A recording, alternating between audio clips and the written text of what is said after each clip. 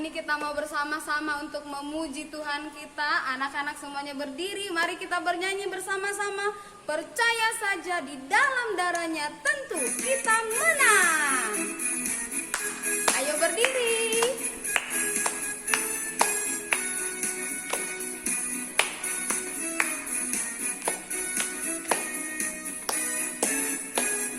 Sama-sama.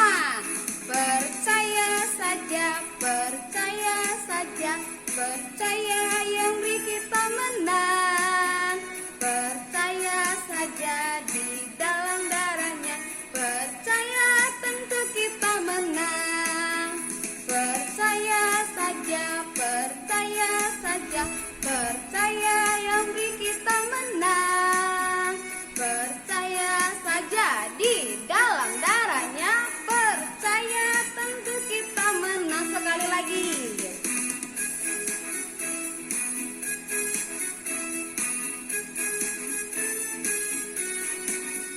Percaya saja di dalam darahnya, percaya tentu kita menang.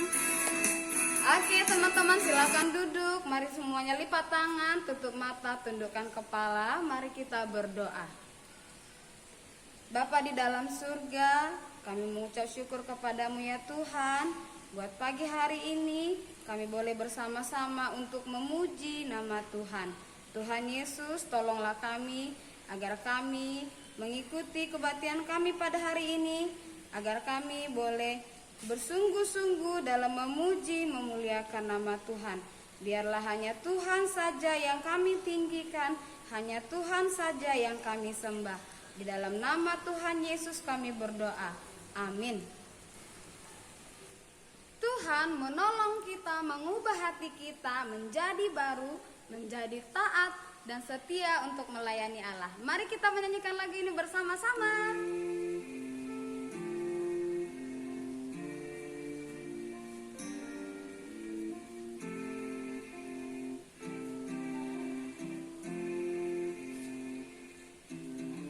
Sedikit demi sedikit, tiap hari, tiap sifat, Yesus mengubahku. Dia ubahku sejak ku terima Dia, tumbuh dalam anugerahnya. Yesus mengubahku, Dia ubahku. Oh juru selamat, ku bukan seperti yang dulu lagi. Meskipun nampak lambat, namun ku tahu, ku pasti sempurna nanti. Sekali lagi.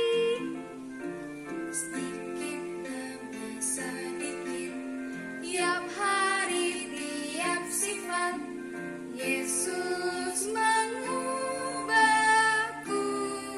Dia ubahku sejak ku terima Dia, tumbuh dalam anugerahnya. Yesus mengubahku, Dia ubahku. Oh juru selamat, ku bukan seperti yang dulu lagi. Meskipun nampak lambat, namun ku tahu, ku pasti sempurna nanti. Mari kita ucapkan ayat hafalan kita yang tertulis dalam Amsal 3 ayat 5a. Amsal 3 ayat 5a. Percayalah kepada Tuhan dengan segenap hatimu. Percayalah kepada Tuhan dengan segenap hatimu. Sepanjang jalan Tuhan selalu memimpin hidup kita. Mari kita nyanyikan lagu ini bersama-sama.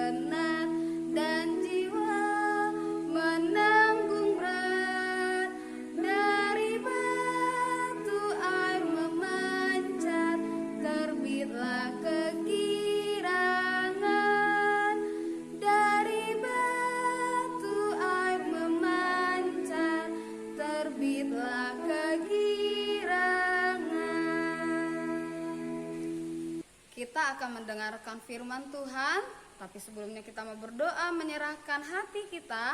Mari teman-teman lipat tangan, tutup mata, tundukkan kepala, kita berdoa. Bapa di dalam surga, terima kasih Tuhan buat penyertaan Tuhan. Saat ini kami mau mendengarkan firman-Mu, tolong kami anak-anak-Mu yang masih kecil ini, untuk kami dapat mengerti firman-Mu yang akan kami dengarkan, yang akan disampaikan oleh guru kami. Dalam nama Tuhan Yesus kami berdoa. Amin. Teman-teman, kita akan melanjutkan kembali cerita kita tentang Allah yang selalu setia kepada bangsa Israel. Ayo teman-teman, kita ikuti ceritanya dengan sungguh-sungguh. Tuhan berfirman kepada Musa, "Suruhlah beberapa orang mengintai tanah Kanaan yang akan kuberikan kepada orang Israel. Dari setiap suku nenek moyang mereka, haruslah kau suruh seorang, semuanya pemimpin-pemimpin di antara mereka." sesuai dengan titah Tuhan. Semua orang itu adalah kepala-kepala di antara orang Israel. Maka Musa menyuruh mereka untuk mengintai tanah Kanaan. Katanya kepada mereka, "Pergilah dari sini ke tanah Negeb dan naiklah ke pegunungan. Dan amatilah bagaimana keadaan negeri itu. mulai dari padang gurun Zin sampai ke Rehob, ke jalan yang menuju ke Hamat." Mereka pergi ke sana, lalu mengintai negeri itu. Mereka berjalan melalui tanah Negeb, lalu sampai ke Hebron. Tempat itu dinamai orang Lembah Eskol, karena tandan buah anggur yang dipotong orang Israel di sana. Juga mereka membawa beberapa buah delima dan buah ara. Sesudah lewat 40 hari, pulanglah mereka dari pengintaian negeri itu dan langsung datang kepada Musa, Harun, dan segenap umat Israel di Kades, di padang gurun Paran. Mereka membawa pulang kabar kepada keduanya dan memperlihatkan kepada sekaliannya hasil negeri itu. Mereka menceritakan kepadanya, "Kami sudah masuk ke negeri kemana kau suruh kami. Dan memang negeri itu berlimpah-limpah susu dan madunya. Dan inilah hasilnya. Hanya bangsa yang diam di negeri itu kuat-kuat. Dan kota-kotanya berkubu dan sangat besar. Juga kami lihat di sana orang-orang raksasa." Kemudian Kaleb mencoba menenteramkan hati mereka itu di hadapan Musa.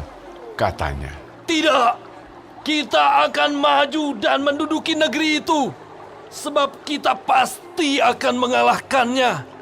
tetapi orang-orang yang pergi ke sana bersama-sama dengan dia berkata, Kita tidak dapat maju menyerang bangsa itu, karena mereka lebih kuat daripada kita. Bersungut-sungutlah semua orang Israel kepada Musa dan Harun, dan segenap umat itu berkata kepada mereka,